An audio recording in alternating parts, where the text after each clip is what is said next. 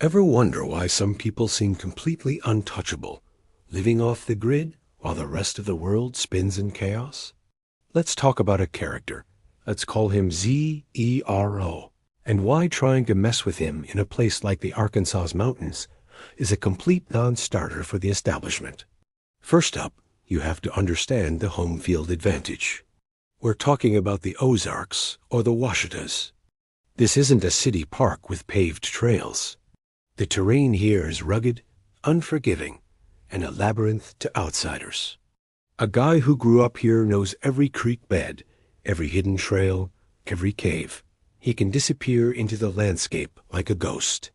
Now, imagine some suits from the city showing up with their shiny boots and brand new GPS devices.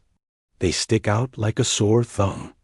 The local community would spot them from 10 miles away, long before they could ever find what they're looking for, whether it's a person or even just a simple cigar box guitar.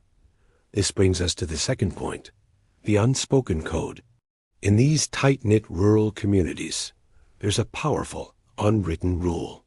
If someone is a good neighbor, maybe he helps the elderly with free computers, or fixes furniture for folks down the road. He is not just some guy living in the woods. He's one of their own. So, when outsiders come looking to cause trouble for him, they're not just taking on one person. They're picking a fight with the entire mountain. The whole community becomes a silent, watchful guardian. They'll protect their own with a loyalty that city folks just don't understand. Then, there's the security team, and I'm not talking about people. We can't forget the four-legged factor.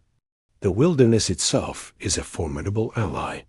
If the human neighbors don't get you, the mountain lions, bobcats, and black bears might have a say. There's a deep-rooted reason why so many folk heroes from these regions are tied to the wild. The wilderness isn't just a backdrop. It's an active deterrent. It naturally repels the kind of civilized interference that relies on order and predictability. The wild doesn't play by those rules. Finally, let's talk about how social isolation becomes a form of protection.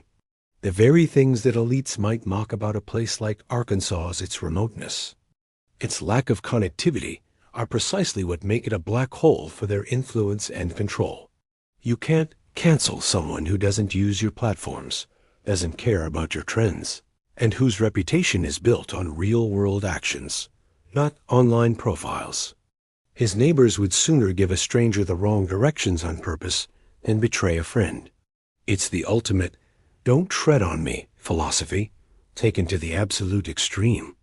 So, when you put it all together, a guy like Zero hasn't just found a place to hide. He's found the perfect ecosystem to build his own world, completely outside the reach of conventional rules and authority. It's this perfect storm of man and mountain, a symbiosis where the line blurs. If he's a true local, he isn't just hiding in the woods, he is the woods. So what do you think? Is the mystery of his exact location a calculated part of his growing legend? Or is it just a happy accident of where he chose to settle down? Let me know your thoughts in the comments below. Thanks for watching. And if you enjoyed this, make sure to subscribe for more deep dives. See you next time.